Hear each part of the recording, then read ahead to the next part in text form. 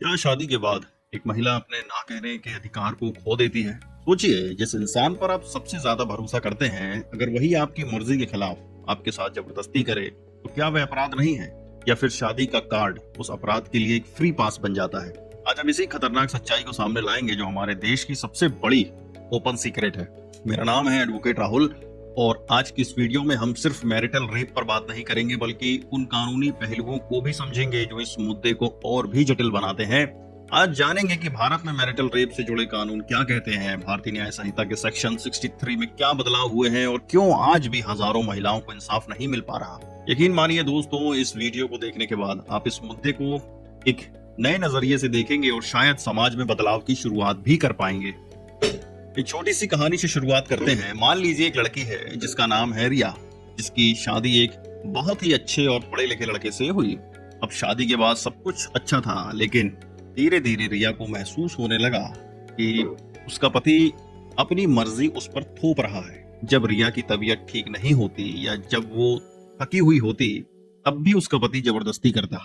रिया ने कई बार मना किया, समझाया, लेकिन हर बार उसे एक ही जवाब मिला, तुम मेरी पत्नी हो और पत्नी का फर्ज होता है पति की जरूरतों को पूरा करना। यह बात सुनकर रिया टूट गई। उसने सोचा कि यह तो उसका पति है, शायद यह सब नॉर्मल है। अब उसे लगा कि वह अपनी इस पीड़ा के बारे में किसी से बात नहीं कर सकती, क्योंकि अगर उसने ऐसा किया तो लोग कहेंगे कि अरे ये तो पति पत्नी के बीच की बात है, इसमें पुलिस को क्यों बुलाना। रिया की ही तरह हमारे देश में लाखों महिलाएं हैं जो इसी मानसिक और शारीरिक टॉर्चर से गुजर रही हैं। उन्हें लगता है कि वे अकेली हैं और उनके साथ जो हो रहा है वो अपराध नहीं है। लेकिन क्या सच में ऐसा है? तो सबसे पहले समझो ये मैरिटल रेप क्या है। What is marital rape? Marital rape का सीधा सा मतलब है कि जब एक पति अपनी पत्नी की सहमति के बिना जबरदस्ती उसके साथ यौन संबंध बनाता है। यह सिर्फ एक फिजिकल एक्ट नहीं है, बल्कि विश्वास और सम्मान का एक बहुत ही क्रूर उल्लंघन है। जिस रिश्ते में प्यार और विश्वास होना चाहिए, उसी में अगर जबरदस्ती हो तो वह रिश्ता नहीं, एक जेल बन जाता है। आपको सुनकर हैरानी होगी, दुनिया के कई देश जैसे अमेरिका, ब्रिटेन, जर्मनी, फ्रांस और यहाँ तक कि हमारे पड़ोसी नेपाल में भी मैरिटल रेप को एक अपराध माना जाता है। इन देशों ने यह बात साफ कर दी है कि शादी के बंधन से किसी को भी दूसरे की मर्जी के खिलाफ जाने का अधिकार नहीं मिल जाता। भारत में कानून क्या कहता है? यहाँ हमें दो सबसे महत्वपूर्ण कानूनों को समझना होगा। पहला, भारतीय न्याय संहिता बीएनएस की धारा 63। यह कानून जो पहले भारतीय दंड संहिता आईपीसी की धारा 375 के तहत आता था, अब भारतीय न्याय संहिता 2023 की धारा 63 बन गया है। धारा 63 का अपवाद समझो, एक्सेप्शन टू सेक्शन 63। यह धारा कहती है 18 साल से ऊपर की पत्नी के साथ उसके पति द्वारा किया गया यौन संबंध बलात्कार नहीं माना जाएगा। सीधे और सरल शब्दों में इस कानूनी प्रावधान का मतलब है कि अगर कोई पुरुष अपनी 18 साल से ज्यादा उम्र की पत्नी के साथ जबरदस्ती करता है तो कानून उसे बलात्कार नहीं मानता। यह अपवाद एक तरह से पतियों को उनकी पत्नियों का शारीरिक शोषण करने का लाइफ टाइम लाइसेंस देता है। यह हमारी कानून व्यवस्था में एक बहुत बड़ा कानूनी लूपहोल है। इसका क्या मतलब है? इसका मतलब यह है कि अगर आपकी शादी हो चुकी है और आपकी उम्र 18 साल से ज्यादा है, तो आपका पति आपके साथ चाहे जितनी भी जबरदस्ती करे, आप कानूनी रूप से उसे बलात्कार के लिए दोषी नहीं ठहरा सकती। यह सुनकर आपको गुस्सा आ सकता है, लेकिन यही हमारे देश की कानूनी हकीकत है। अब दूसरा कानून समझो, भारतीय न्याय संहिता की धारा 81। यह धारा पहले आईपीसी की धारा 376 भी थी। यह कहती है कि अगर कोई पति अपनी पत्नी के साथ जो उससे अलग रह रही हो, चाहे कोर्ट के आदेश से या खुद से, बिना उसकी सहमति के अगर यौन संबंध बनाता है, तो उसे 2 से लेकर 7 साल तक की कैद और जुर्माना हो सकता है। तो क्या यह पर्याप्त है? यह कानून एक तरह से विरोधाभासी है। एक तरफ यह कहता है कि शादी के दौरान पति द्वारा जबरदस्ती अपराध नहीं है, लेकिन अगर पत्नी अलग रह रही हो तो यह अपराध है। इसका मतलब है कि जब तक आप पति के साथ रह रही हैं, तब तक आपकी सहमति मायने नहीं रखती, लेकिन जैसे ही आप अलग होती हैं, आपकी सहमति महत्वपूर्ण हो जाती है। तो ये कैसा लॉजिक है, कैसा चूतियापा है? ऐसा लगता है जैसे कानूनी किताब में ही दो अलग अलग दिमागों ने कानून लिखे हैं। अब इस पर सरकार की दलीलें समझो क्या है।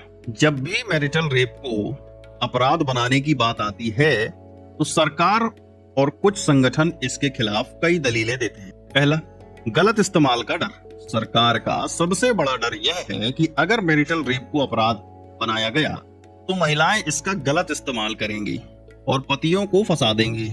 जैसे कि कुछ लोग दहेज उत्पीड़न, डॉरी हैरेसमेंट के कानूनों का गलत इस्तेमाल करते हैं, उसी तरह इसका भी होगा।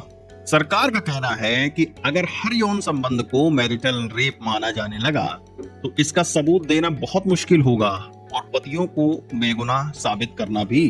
तो भैया, जब बाकी सारे अपराधों में आप सबूत की जरूरत होती है तो मैरिटल रेप में ही क्यों इतनी चिंता व्यक्त कर रहे हो? क्या हर बार कैमरा लगा के सबूत रिकॉर्ड करना पड़ेगा? वैसे भी हमारे यहाँ तो 10 दोषी भले ही छूट जाएं, लेकिन एक बेगुनाह को सजा नहीं होनी चाहिए का सिद्धांत चलता है। लेकिन इस केस में हजारों महिलाओं के साथ हो रहे अन्याय को हम सिर्फ कुछ संभावित गलत मामलों के डर से नजरअंदाज कैसे कर सकते हैं? अब कुछ लोगों का मानना है कि मैरिटल रेप को अपराध बनाने से शादी जैसे पवित्र रिश्ते की नींव हिल जाएगी।